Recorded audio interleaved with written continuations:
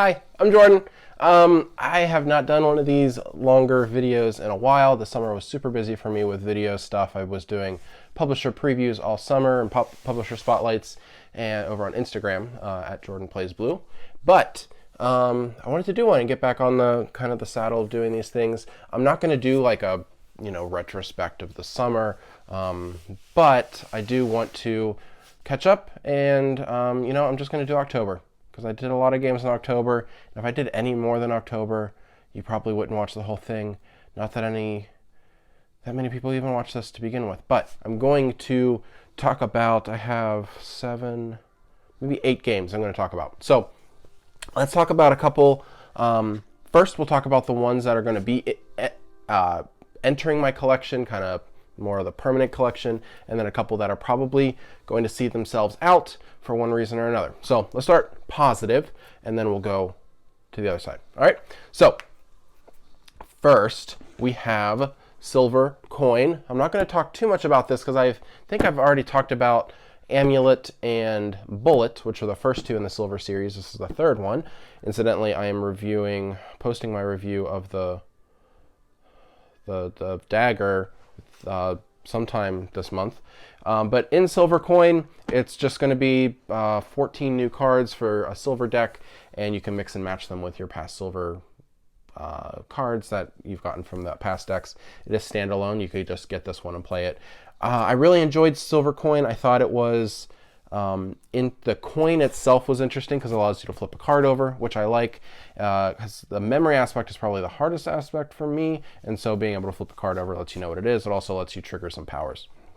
But something else in Silver Coin that was unique to it is that the other some of the other cards in it have powers in which once they're face over, you immediately flip them back face down and do kind of an action. So there's a lot of cards that manipulate it that way. It kind of goes with that coin aspect. So I really enjoyed Silver Coin. I think I gave that a seal of one of my awesome seals.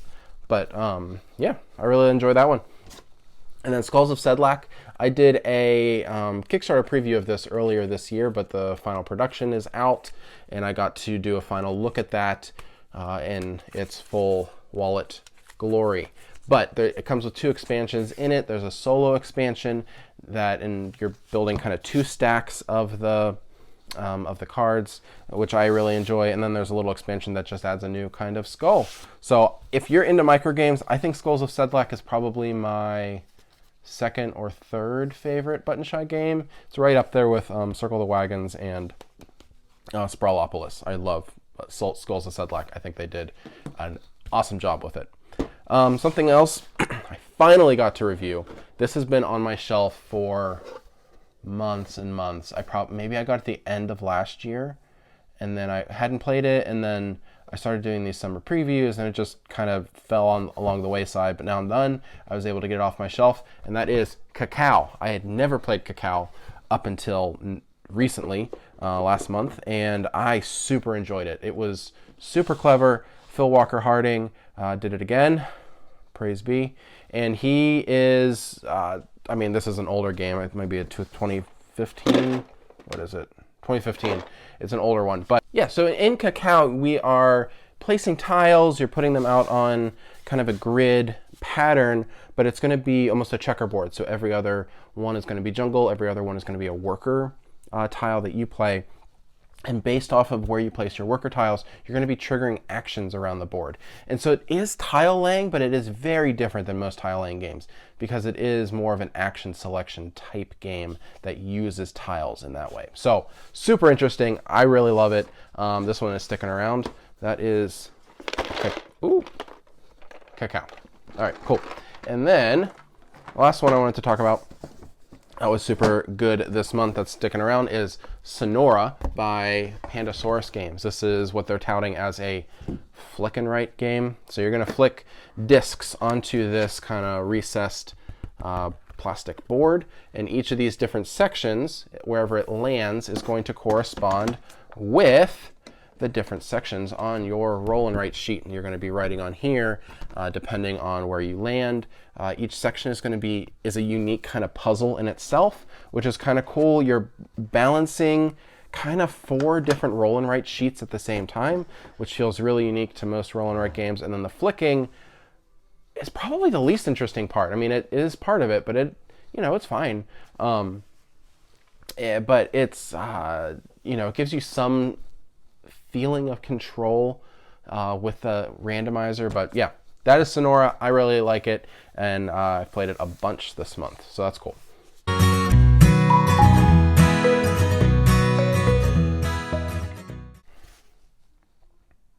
And then one other game that I don't have to show, but I wanted to mention is Megamouth. And I showed it on my Instagram, so you can check it out there. But it is sort of a keeper, but I gave it to a family member who I play a lot of my party games with, and it's going to be stored at their house because that's where they enjoyed it. But in Megamouth, you have this kind of magnifying glass you put over your mouth, and then you're going to be mouthing a list of words to your team, and they're trying to guess what you're mouthing to them. It's kind of silly, but a lot of fun, and I was really surprised by it. So that's Megamouth. Check it out on my Instagram page if you want to actually see it in action. So there are some games that I did review and cover that I'm probably not going to keep, honestly. The one of them is kind of on the fence. I'll start it now. I'm going to keep it probably for a little bit, but I'm not sure how long it'll be. I will keep it because, frankly, my wife didn't like it, and that's who I play most of my games with, and that is Ecos: First Continent. I enjoyed this one. I gave it I recommended it, but it feels, it gets kind of bogged down a little bit with some of the downtime, and honestly, my wife just didn't find it that interesting and hasn't wanted to play it since our first play. I had to find other people to play it with. I enjoyed it. I thought it has a really slick production with all the little cardboard trays. I thought the gameplay was really simple. I liked how some of the cards, it has this bingo mechanic, so you're pulling out these different symbols out of a bag, and you're going to populate those on your cards, and then whenever you complete them, you get to trigger it. And yeah, it seems, I don't know, I think it's a really interesting game. The people I played it with weren't as into it as me, so that's unfortunate. And then another one sort of along the same lines is Sorcerer City, and I'm probably not going to keep this one because honestly, I probably liked it the most of anybody I played it with. A lot of people found it to just kind of be a little convoluted. Scoring was a little difficult for folks. The setup was a bear. It just felt like it needed a little streamlining. I thought the idea of a tile-laying deck building game was really interesting in theory, and honestly in practice I thought it worked, but a lot of the people I played with didn't enjoy it, and so if the people I play with aren't going to play it, I'm not going to hang on to it, unfortunately. But Sorcerer City, I recommended it. I thought it was really clever. I thought it brought something new to the table that a lot of games didn't, but yeah. And then probably the biggest dud for me this month was the Alpha.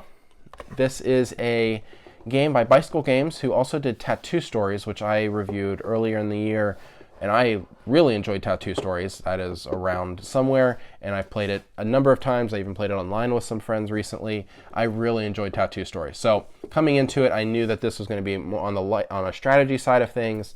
It says light strategy game on the box, and I like light strategy games. I mean, all the games I just showed you, none of them are super heavy games.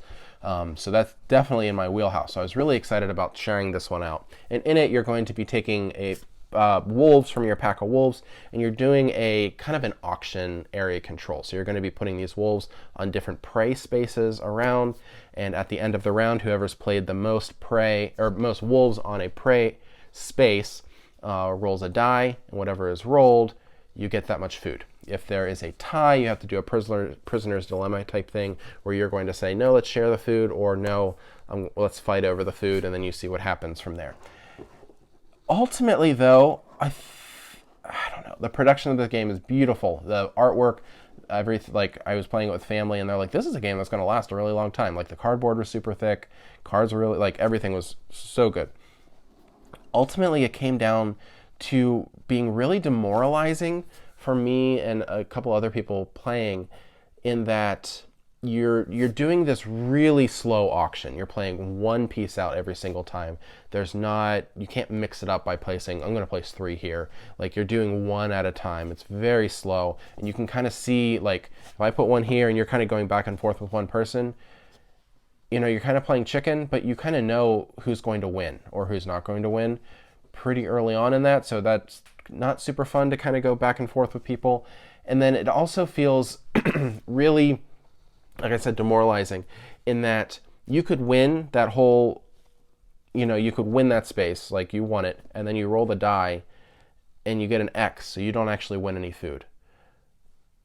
And so you literally spent your entire round putting all these wolves down, and then you get nothing. But if you spread your wolves out, like, you really have to, in the game, focus on like one or two kind of thing, like really focus on a couple things. And it's really hard in that you can't diversify. You can't put your wolves out in a bunch of different spaces because only the person in first place gets to roll the die. Like, they are the only person who really has a true opportunity to win something.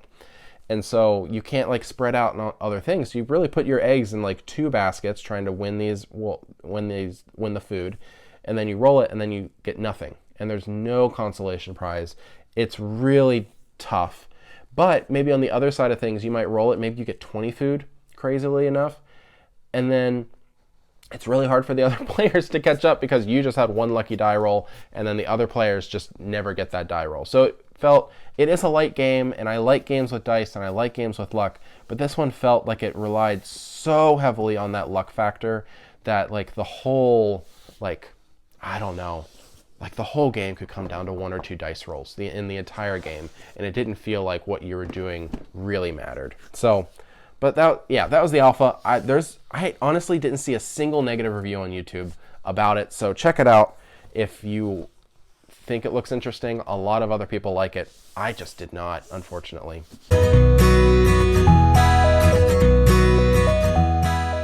And the game of the month for me probably is going to be Sonora. I've played this a bunch of times. I've really enjoyed exploring the interactions of the sections. Doing the whole flicking thing is a lot of fun. I will say something I forgot to mention earlier. The graphic design is a little tough because you don't. The way that the sheets and the boards are is like on here. It's going to have the different quadrants, and each of these has a different background. And the backgrounds do match your sheet, but it doesn't actually tell you which section is which, because on your sheet it gives you, where is it here? There's an animal. So like we got a lizard section, fox section up here, but on the board it doesn't actually have those symbols on it. So it is tricky to remember which section is which, because they do share a color scheme. That's probably the biggest difficulty I've had with the game. But ultimately though, this is a super cool game. It comes in a big box, which it probably needs to because you have that flicking board, but it's a bit of a smaller game than in the box size it is. But yeah, Sonora, I really like it. I think I rated it about an 8.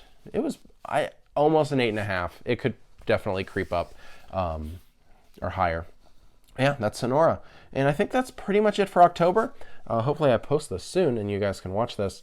But yeah, stay tuned. In November, I'm going to be having a bunch of reviews. I know there's one game I'm going to be covering in November that's probably the front runner for my game of the year. I have fallen in love with this game. It's so cool. I will hopefully be doing a Publisher Spotlight week for Good Games Publishing. I'm looking up the games over across my basement.